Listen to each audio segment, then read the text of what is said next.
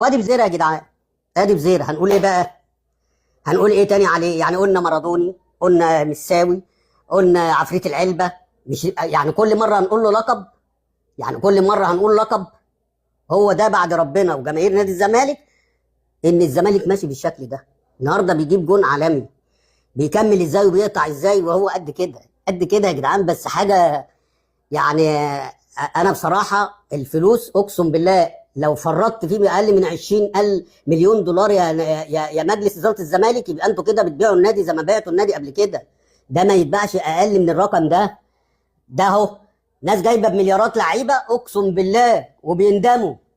انت لعيبه اهو، حتى انت زعلانين يقول لك ب 300 مليون، ب 300 الف ولا بمليون و300 ولا يا راجل اقسم بالله.